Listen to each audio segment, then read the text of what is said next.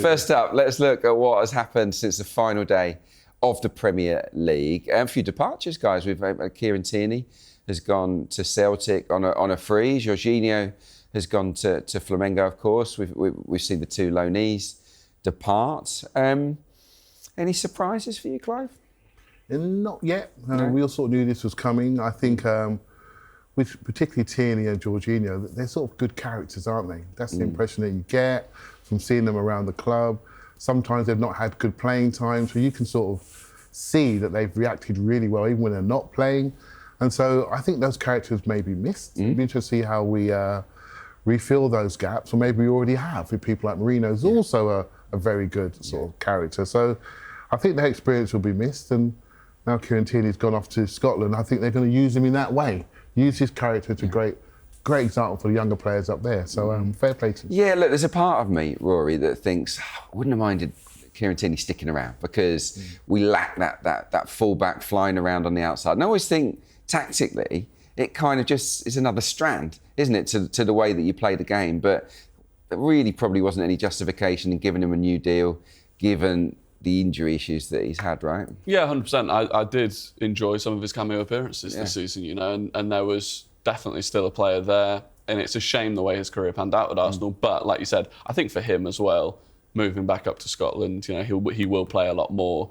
And the way that it ended, at least, you know, I actually enjoyed the fact that he did get to make those cameos towards the end of the season. We got to say a proper goodbye. And it is a good character that we've lost. Yeah, absolutely. What about Jorginho then, chaps? Because, I mean, it felt a natural conclusion, didn't it? He has to go down as a really good signing, though, right? I mean, he was pretty cheap and he added good value to the squad.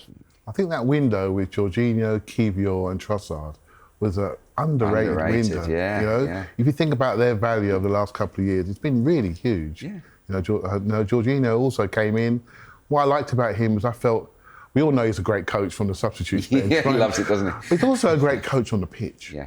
And you can see that when Odegaard was out, he has almost been the tactical leader on the pitch. And I think Declan needed that in his first season to settle him down. Yeah.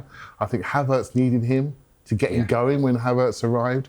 And that sort of value to bring those two expensive signings in to help them settle down was really, really good. Yeah. Adrian, you know as well as I do, I think physically he dropped away a little bit, you know, and those gaps started to appear. And when you don't play, the physical gap grows. Yes. And so it was time. It was time. Yeah, it was, yeah. I think as well, Rory, that in Rice, in Marino and in Odegaard, we've got more than our fair share of leadership qualities in that part of the pitch. So maybe his influence was not quite as much. Yeah, we do have a lot of leaders. I think the experience that he had was definitely useful. I think it was the PSG away game where he definitely wasn't fit to play but was on the bench just so that he could coach from the sideline. I think that kind of sums up the role that he probably played this season.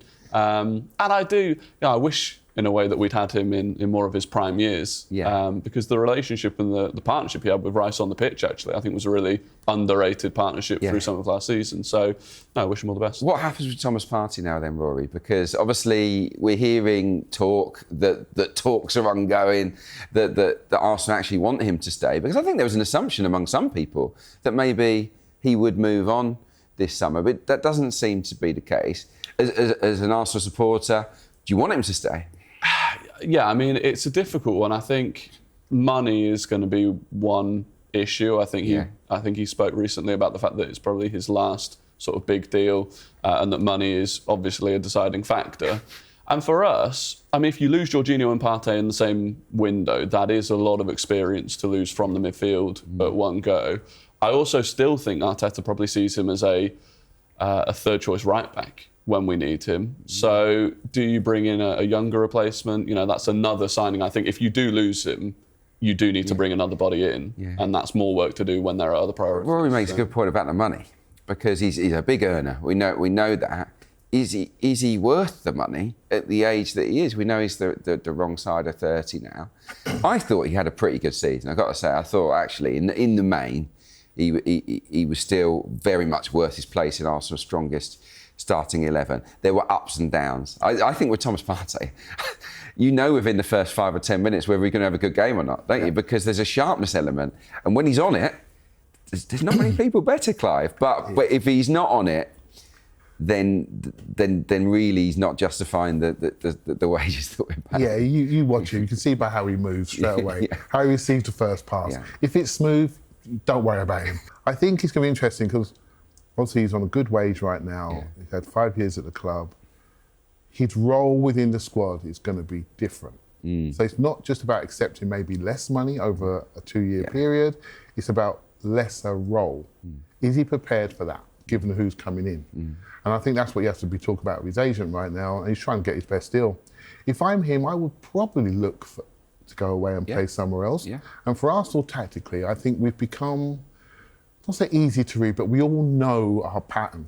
And he's part of that. We all know the Saliba to Partey to Odegaard to Saka. That we can close our eyes and see that happening. Maybe it's time for something else. Yeah. And we shouldn't be afraid of that change. You know, even though he's had probably his best season since he's been here. If Partey does go, who have you got your eye on? Is there anyone out there that you think... Because he would need replacing. You can't lose Jorginho and Partey and just bring in a Zubimendi, right? You can't really, unless you were to buy another left-footed defender and say to Miles, you know what, mate, we're going to redefine you as a midfielder, which could happen. Yeah. Personally, I like Miles where he is. He's basically playing in midfield anyway, you know, so I like the role he has. And I think obviously he's playing for England in that role, and that could cause issues in the World Cup year. So you could go that way. Or for me, I would go for a younger centre midfielder, really. There's a couple out of France that are being mentioned, and I would look towards that. From a club perspective, they probably want to keep Partey because they don't want to outlay a transfer fee. Yes. But personally, I think it may be time to renew, and we should be looking to go a little bit younger in that area. Yeah. And I'm okay with it, right? Yeah, well, Sambi Lokonga didn't work, did it really? He's probably one that's going to be on his way. What are these names? Who are these young names that have been? There's a guy called Lucien Agame. I don't know why you got me speaking his names, Adrian. So I'm now going to look at the comments afterwards.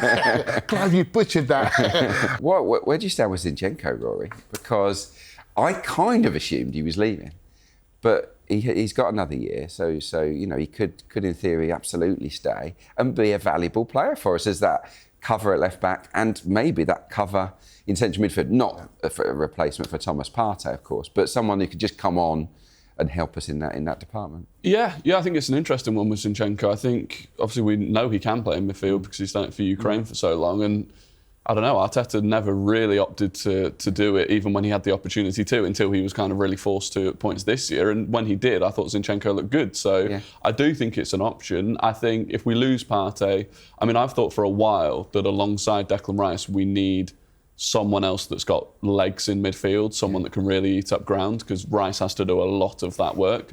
So again, I don't know who's out there that could possibly do that. If we got a good offer for Alexander Zinchenko, would you take it though?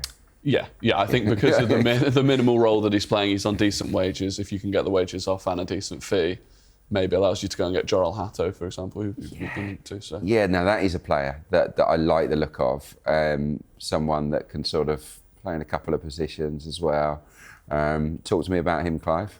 Yeah, as soon as you watch the clips of him, I just see Miles there, maybe a touch more height and speed. Yeah, okay. You know, so although I like it, I'm also loath to sort of place a player on top of an academy player that's got a lot of the same attributes. So I almost don't want to do it, but it doesn't make sense. I actually think defensively we need a right-footed defender. Yes. I think that's where the gap is. You know, we have left-footed players that can cover that side. A right-footed defender that can play both sides at centre back. Looking at someone like Mark Gay, someone like that, who's the last year of his contract, that's a really smart player to go for, who can obviously play on the ball, pass out, and be part of our build-up play. So yeah, but that's a lot of money, isn't it, to pay for someone who wouldn't be your first choice? He wouldn't be the first choice, but it's interesting that we went very hard for Dean Huijsen with the same type of discussion. And again, right-footed defender, can play both sides, can carry the ball out. Excuse me. And so I do think Arsenal are thinking about this. What about Kiwior? He's not a Gabriel.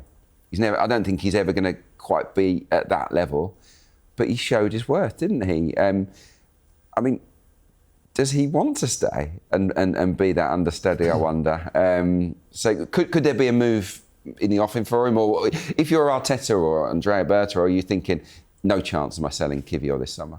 I mean, sometimes you've got to sell when the stock is high. Okay. And yeah. his stock is high. Napoli have had a little look at him, and AC Milan have looked at him and Zinchenko. So I think that would be interesting, but also they've got to bring the money, right? It's not a charity. And, That's the thing for Kiwior. It's at this point, do you pick game time or do you pick, possibly winning the biggest trophies?